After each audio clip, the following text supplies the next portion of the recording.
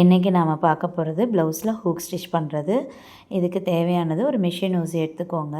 துணியில் கீழேருந்து மேலே ஒரு 1/4 இன்ச் அளவுக்கு இன்சர்ட் பண்ணி எடுத்திங்கன்னா இந்த மாதிரி ஹோல் வந்துடும். இந்த ஹோலில் நம்ம இந்த ஹூக்கை வந்து தலைகீழே வச்சு வீடியோவில் தெரிகிற மாதிரி தலைகீழே வச்சு திருப்பினீங்கன்னா நமக்கு கரெக்டான பொசிஷன் வந்துடும். ஸோ இப்போ இதை இழுத்து பார்த்திங்கன்னா மேலே ஸ்ட்ராங்காக இருக்கும்.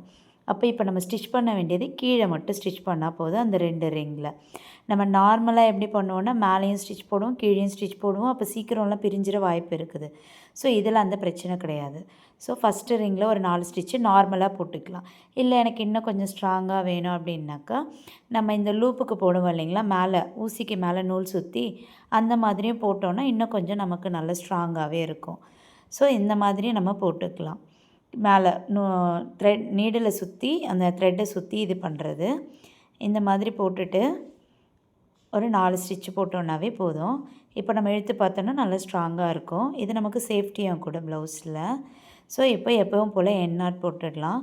நார்மலாக ஹூக் கட்டுறதுக்கு பதில் இந்த மெத்தடில் ஹூக் கட்டினோன்னா நமக்கு சீக்கிரமாக வந்து பிரிஞ்சு வராது. எவ்வளோ நாள் ஆனாலும் ஸ்ட்ராங்காக இருக்கும் ரெகுலர் யூஸ்க்கு.